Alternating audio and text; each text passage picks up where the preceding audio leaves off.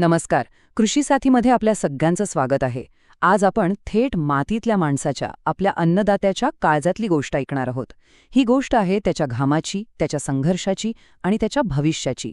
देशाचा कणा असलेल्या करोडो शेतकऱ्यांच्या अस्तित्वाचा हा लढा नेमका काय आहे हे आज आपण सविस्तरपणे समजून घेणार आहोत. तर चला सुरू करूया.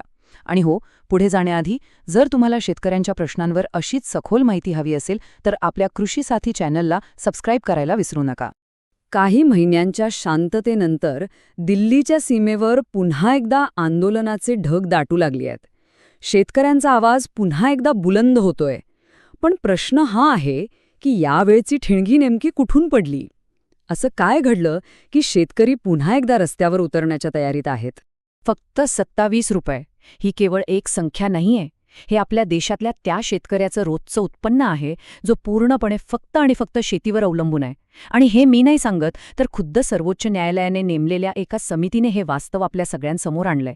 जरा विचार करा, 27 रुपयांत एका कुटुंबाचा खर्च कसा भागत असेल? हे आकडे नाहीत, तर 24 तास शेतात राबणाऱ्या माणसाच्या घामाची आणि त्याच्या संघर्षाची ही एक दुःखद कहाणी आहे. ही तारीख लक्षात ठेवा, कारण इथूनच संघर्षाच्या या नव्या अध्यायाला सुरुवात झाली. जगजीत सिंग डल्लेवाल यांच्यासारख्या प्रमुख शेतकरी नेत्यांनी समितीसमोर आपली भूमिका अगदी स्पष्टपणे मांडली. ते म्हणाले, आता आम्हाला फक्त आश्वासनं नकोत, तर प्रत्यक्ष कायदा हवा. ही बैठक म्हणजे सरकारच्या धोरणांविरोधात शेतकऱ्यांच्या मनात धुमसत असलेल्या असंतोषाचा जणू स्फोटच होता. पण शेतकरी इतका हतबल का झाला आहे? त्याच्या या लढ्यामागे कोणती आर्थिक गणितं दडलेली आहेत? चला, त्या आकड्यांच्या जगात जाऊया जे आपल्याला या संघर्षाची तीव्रता सांगतील. हा आकडा ऐकून खरंच धक्का बसतो नाही का? तब्बल 43 लाख कोटी रुपये. शेतकरी नेत्यांच्या मते पिकांना हमीभाव न मिळाल्यामुळे शेतकऱ्यांचं आजपर्यंत झालेलं हे एक अंदाजित नुकसान आहे. ही रक्कम इतकी प्रचंड आहे की आपल्या देशातले अनेक मोठे मोठे इन्फ्रास्ट्रक्चर प्रोजेक्टसुद्धा यापेक्षा कमी खर्चाचे असतील. ह्या एका आकड्यावरून शेतकऱ्यांची आर्थिक परिस्थिती किती गंभीर आहे याचा आपल्याला सहज अंदाज येऊ शकतो. आणि मग शेतकरी नेते एक अगदी थेट आणि बोचरा प्रश्न विचारतात.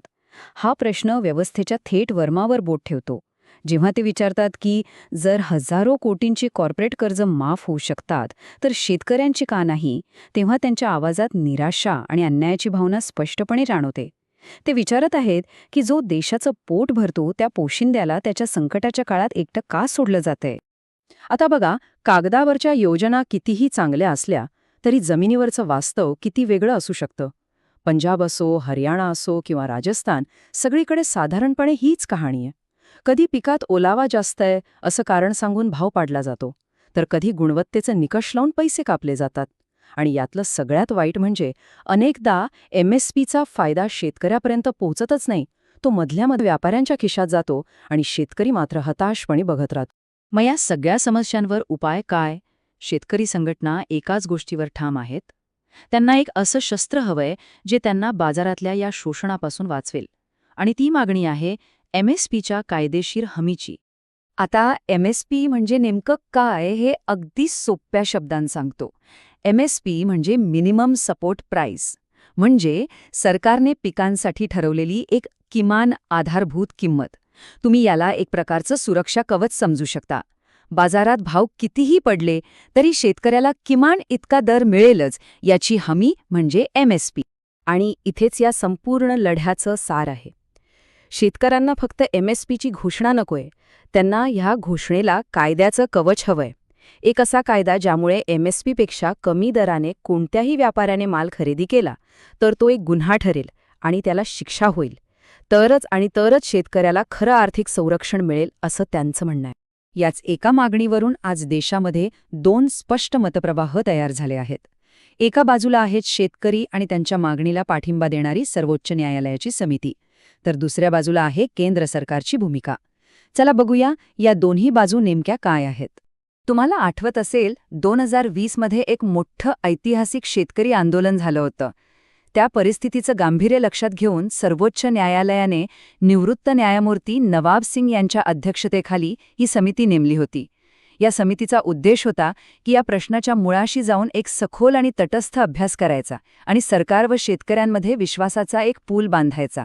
आणि इथेच सगळा पेच निर्माण झालाय.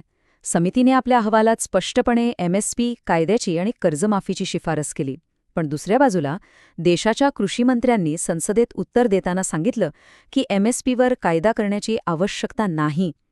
तर एका बाजूला आहे आवश्यक आहे ही भूमिका आणि दुसऱ्या बाजूला आहे आवश्यकता नाही ही भूमिका, आणि याच दोन भूमिकांमध्ये आज देशाचा शेतकरी अडकून पडला आहे. सरकारच्या या स्पष्ट भूमिकेनंतर आता शेतकऱ्यांनी पुन्हा एकदा संघर्षाची वाट धरली आहे. त्यांची पुढची दिशा आणि योजना काय आहे ते आता आपण पाहूया. सरकारच्या या नकारानंतर संयुक्त किसान मोर्चाने आता आर-पारच्या लढाईची घोषणा केली आहे. त्यांनी सरकारच्या या धोरणांच्या विरोधात पुन्हा एकदा देशव्यापी आंदोलनाचा एल्गार पुकारलाय. या आंदोलनाची संपूर्ण रूपरेषा आता तयार आहे. याची सुरुवात होईल फेब्रुवारी महिन्यात कन्याकुमारीपासून. तिथून एक किसान यात्रा निघेल. ही यात्रा देशाच्या कानाकोपऱ्यातून तब्बल 1 लाखाहून अधिक गावांमध्ये जाऊन शेतकऱ्यांचा पाठिंबा मिळवेल. आणि या महाप्रवासाची सांगता होईल 19 मार्चला दिल्लीच्या रामलीला मैदानावर एका विराट सभेने. तिथून सरकारला एक थेट आणि स्पष्ट संदेश देण्याचा शेतकऱ्यांचा प्रयत्न असेल. तर मग प्रश्न तोच आहे. एका बाजूला आहे देशाची आर्थिक धोरणं आणि दुसरीकडे आहे कोट्यावधी अन्नदात्यांच्या अस्तित्वाचा सवाल. या दोघांमध्ये सरकार आणि शेतकरी मिळून काही तोडगा काढू शकतील का? या प्रश्नाच्या उत्तरातच आपल्या देशाचं आणि आपल्या शेतीचं भविष्य दडलेलं आहे. तुमचे यावर काय मत आहे हे आम्हाला कमेंट्समध्ये नक्की सांगा.